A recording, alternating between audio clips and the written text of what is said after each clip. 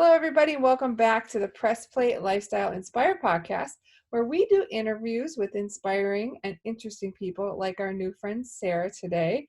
For our listeners, that's you, to find the resources, tools, and support they need to be their best inspired selves. How are you doing today, Miss Sarah? I'm good, thank you, and thank you for having me on. You're welcome. Thank you for making time. Our friends don't know this, but in our pre-interview, you let us know that you're actually from like the other side of my world. So it's like 12 hours almost difference in Australia. Yeah, that's true. Some parts of America I speak to, though, the time difference is 15 hours. Oh So yeah. 12 is not too bad. I suppose if you're on like West Coast, because they're even a couple hours behind me, that is a Yeah, really long time zone difference. it's Wow. long. Well, can you tell the audience a little bit about yourself? Yes, my name's Sarah Griffiths, and I'm currently a very specialized trauma and abuse therapist. I'm very specialized because of the methodology that I use to get people very rapid results for some very serious mental health issues, including depression, anxiety, complex post-traumatic stress, all sorts of issues that people traditionally really struggle with. But it's fair to say I did not start life out this way. I didn't even start my business life out this way. And what I do is basically a product of who I was, what I've learned, who I've become, plus the professional training that I've had. So I really am a product of my environment. Wow, that's beautiful. So, what? How does one become like such a specialized area of therapy? Doing like abuse and trauma is a very heavy Yeah, topic. So, how did you yeah. get there? Very interesting, and it's so true, the saying that your purpose finds you, because I did not intend to do this. Believe me, it is not where I kind of thought, oh, I didn't look at trauma abuse and think, wow, that looks fantastic, I must do that. There's a reason there's not enough therapists. It's tough. And when I actually transitioned, I was business coaching, and I had some realizations around that. And then what happened was I wanted a faster way. I realized that no matter what coaching people came to me for, the problems were usually rooted in some problem in their past. And I discovered, and I have my own journey, my own past abuse issues. Um, and I didn't realize through all the work that I did on myself um, quite how many other people were in this situation. I don't know why not, I just didn't. So when I started coaching and I started to uncover all this, I just knowing that my own journey was years and years, and it was incredibly painful and difficult. And I just thought there has to be a faster way. I do not want my clients to go through what I went through. There has to be something else. And I just started to research it. I found some things that I really liked, followed those for a while, and then decided, yes, I'm going to train in that. That looks amazing. And that's basically what I did. So I trained in a very particular form of hypnotherapy called rapid transformational therapy. And once I qualified, even before I qualified, when I was putting out what I was doing, I had people reaching out to me to say, well, I know you're not qualified yet, but can I still work with you? Or can I work with you as soon as you're qualified?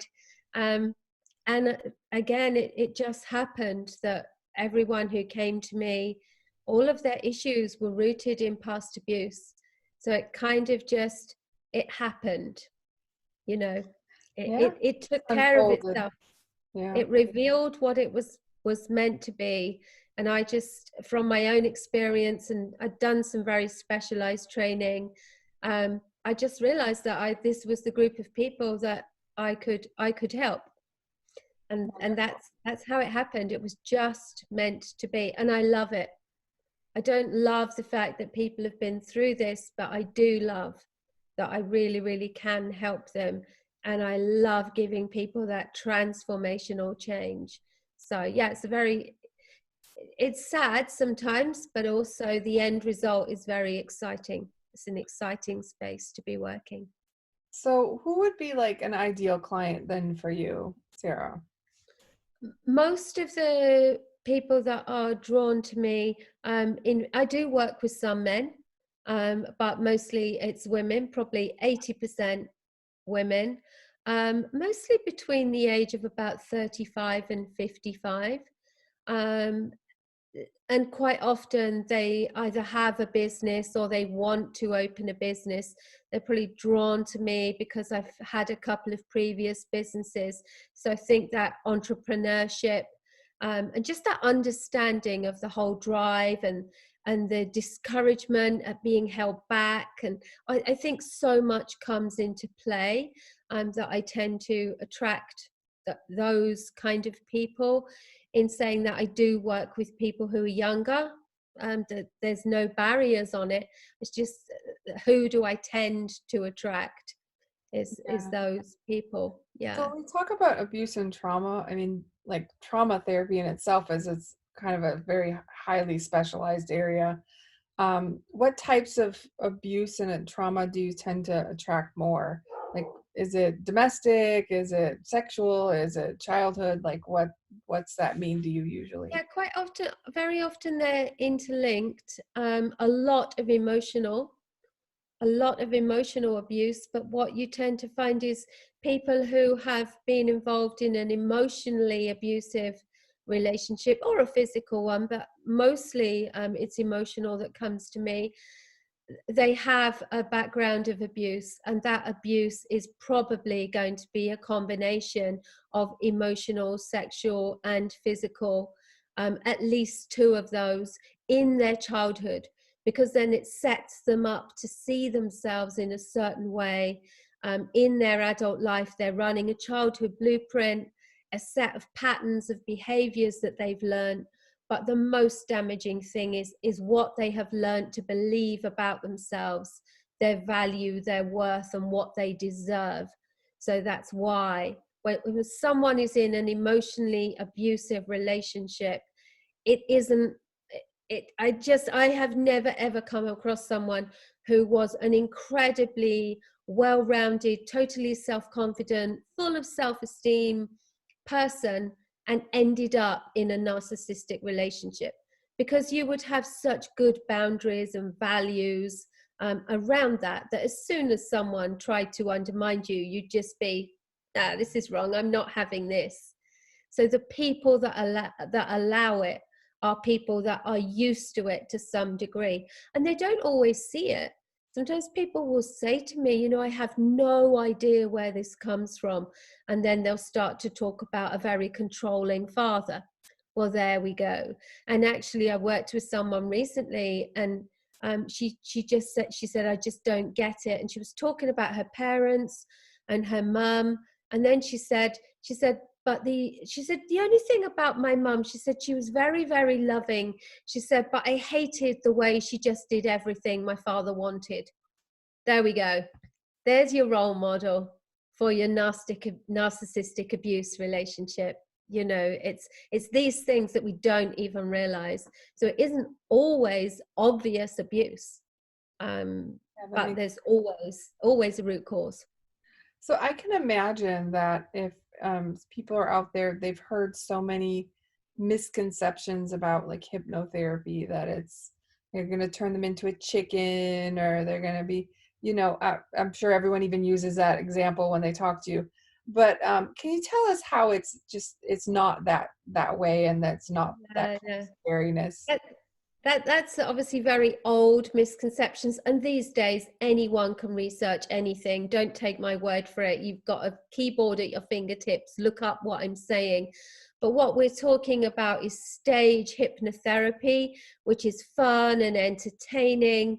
And what do we have on a stage? We have actors, We have people who want to go along with it. They're probably extroverts enjoying the attention. It has nothing to do in reality with hypnotherapy at all. The reality of hypnotherapy is that it's just deep relaxation, just like meditation, but just a stage further. It's just deep relaxation. A person is always awake. They're always in control. They always know what is happening. It's a constant collaboration and an interaction.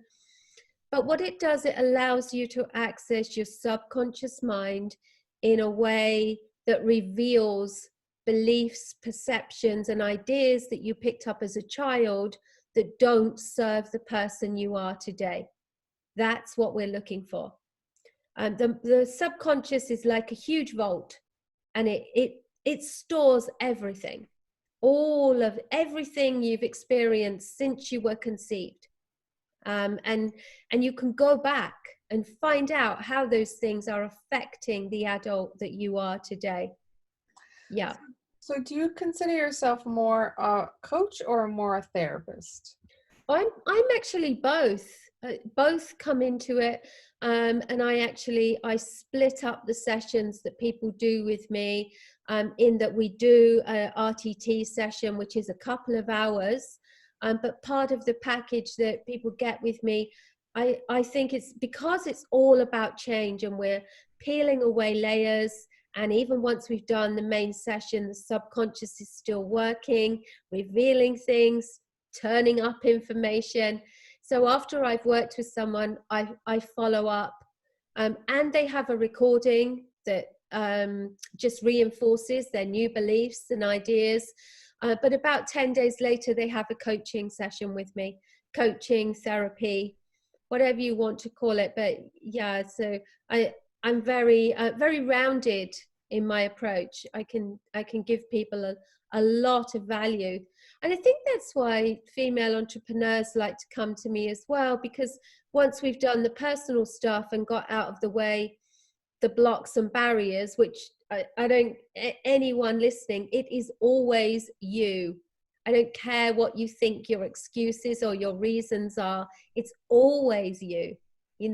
And when you realize that, when we've done that work and uncovered that, I think then people like to do work with me on, okay, so how do I start this business, and organic marketing and those kind of things that I have the experience in, so I can bring that in. And I think it's nice for people, if they've got a block or a limiting belief, it can be hard to say to someone, well, it's stopping me from expanding my business. Like, a normal person isn't going to get that. They're just going to think you're absolutely crazy. Whereas someone like me, I totally understand the limiting beliefs that do that. I know why they do them. I also know what the difference is going to be when we remove it. And you can talk to me about your business ideas, and I just understand. I understand your desire to expand and do more and be more. And, whereas I think a lot of people just like, can you just calm down? Yeah. So do you have like a favorite story? Like of course, keep your person's confidentiality, but like one of those transformation stories where you're like, oh yeah, this is why I'm doing this work. This is awesome. Yeah, I mean, I have a lot. I do have a lot, but I have a wonderful one, and it's no secret. It's she did me a long testimony. It's on my YouTube channel, and it was a lady who was following me for about 6 months. She kept commenting and asking questions, and then she had terrible CPTSD. All sorts of, she would message me about her anxiety, her panic attacks, her depression, her dissociating. She was like, there's no hope for me, there's no hope, I've been told that there's no hope, I will always have this, and I'm in despair. She had arthritis, psoriasis, all sorts of things that were just, and I just kept telling her, no, I can do this, it's for sure, it's no problem. And after about 6 months, she said, right, that's it. I'm just going to work with you. I'm just going to do it. I'm going all in. And honestly, even after the first session, she changed so much. It's hard to put into words, just everything about her. And what she said it was, she realized in the first session that she was lovable. She was lovable. That was the key for her. And you can imagine, once you transform yourself internally like that, when you're suffering from low self-confidence, low self-esteem, no value, no worth, and suddenly here you are flooded with, wow, I'm lovable. That's huge. And over 12 weeks that she did a program with me, honestly, she's a completely different person.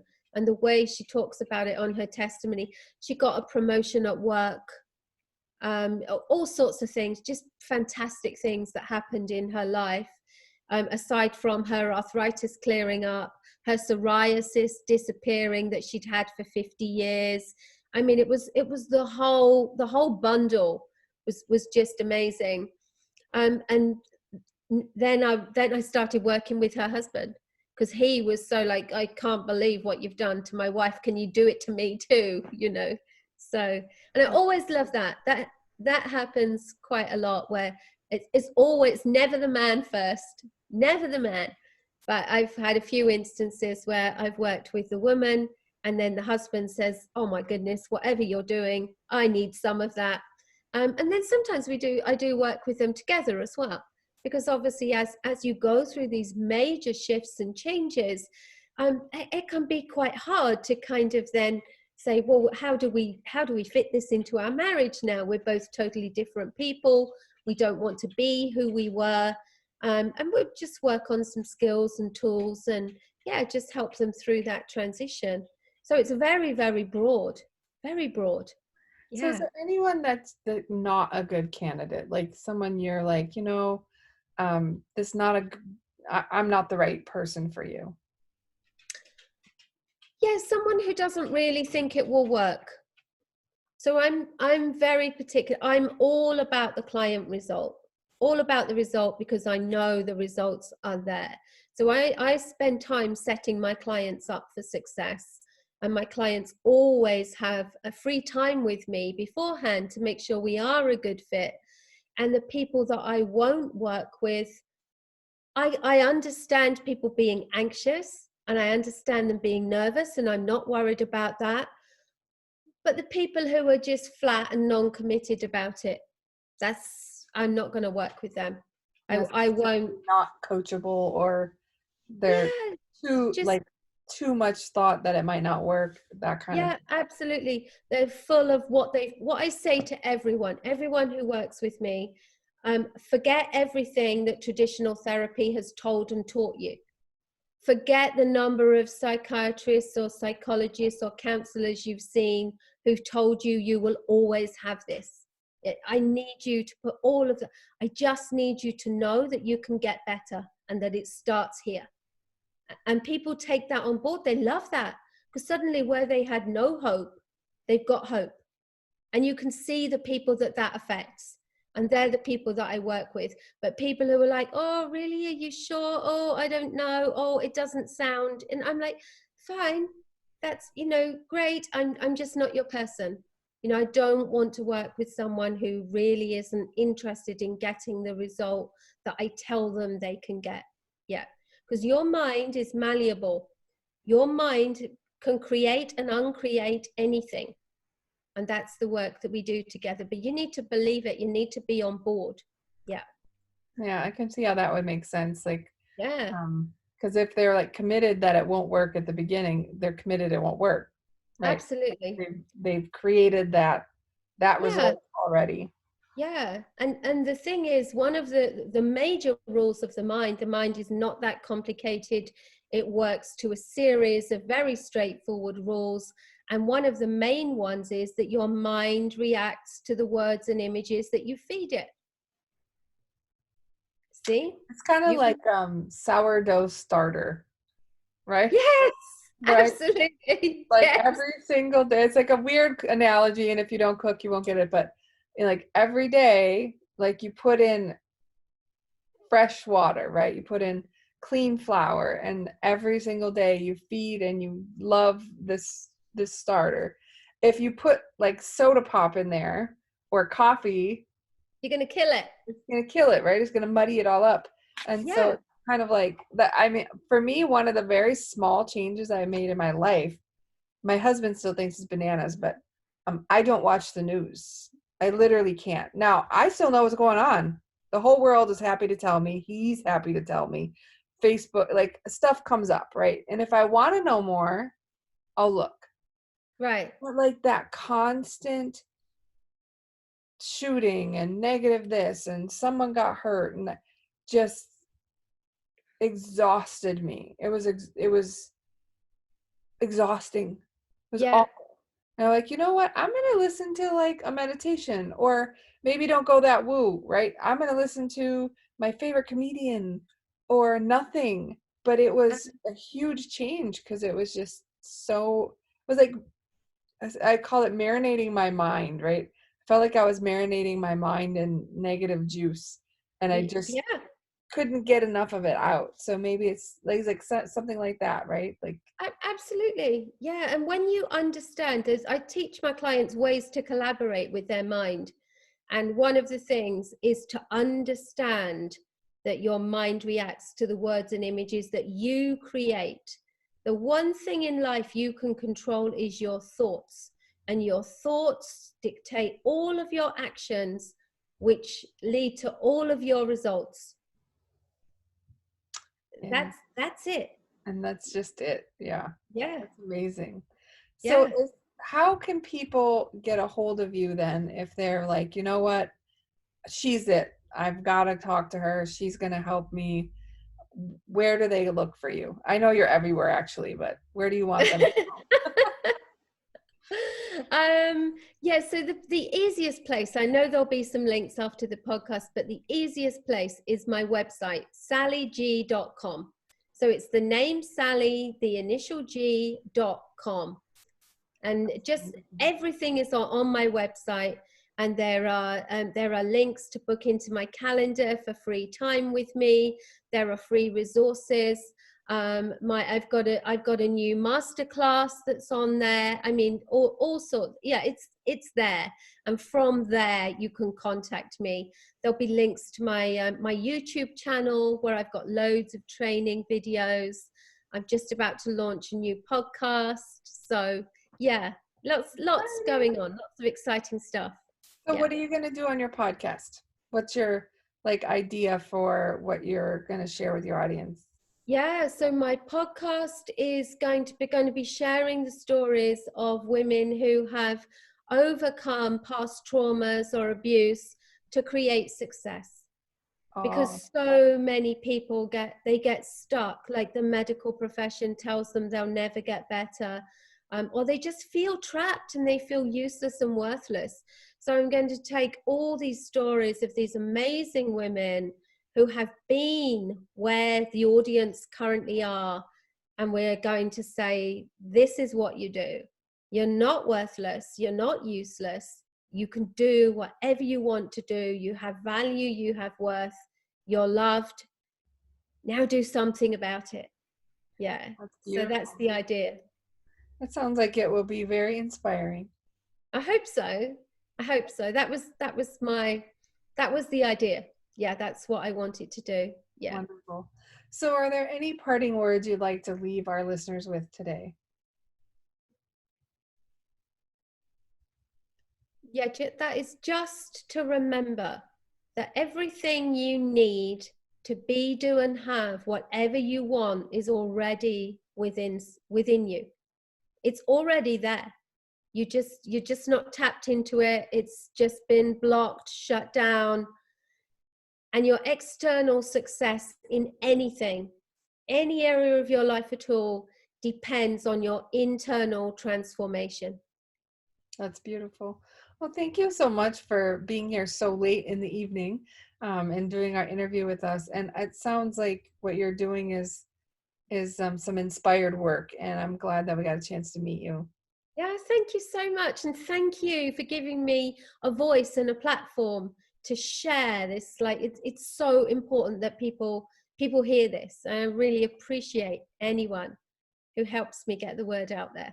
Wonderful. Well, thanks so much. I look forward to staying in touch. Bye. Thank you.